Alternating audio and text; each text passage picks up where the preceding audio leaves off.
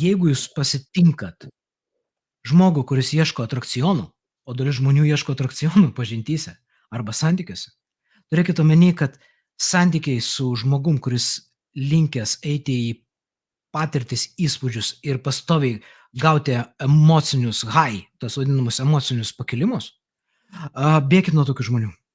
Nes atrakcionų vartotojas arba vartotojai dar turi ir materialinį naudojimosi aspektą, dažniausiai tai yra vartotojai ir materialiniai.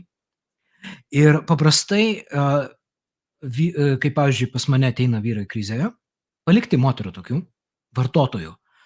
Nes ką tokia moteris pasako? Net jeigu neturi prie ko prisikabinti, jausmai dingo. O iš tikrųjų jie tapo nuobodus santykiuose, nes normalūs santykiai yra paprasti, nuobodus jie yra. Ypatingai dopamino narkomanam arba narkomanėm.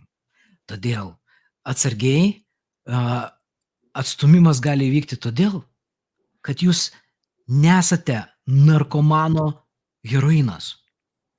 Negali suteikti neigiamų arba teigiamų emocijų tiek, kiek kai kuriam heroininiam reikia. O trečdaliui žmonių reikia nesveikos dozės įspūdžių.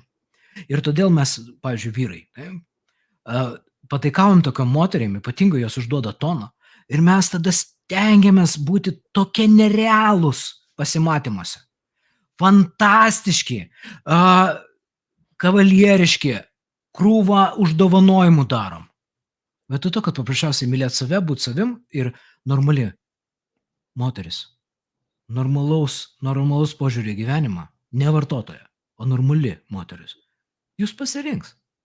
O ta vartotoja, su ja nereikia iš viso turėti reikalų. Jeigu jūs pasiuntė vartotoją arba pasiuntė vartotojas, babnikas, pavyzdžiui, taip? Ačiū Dievui!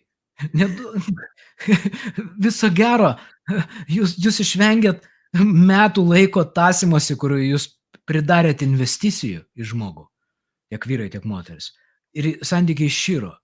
Tai yra didesnė tragedija, negu jūs pamato, kad jūsų negali išgręžti, kad jūs, ta prasme, esat normalus žmogus.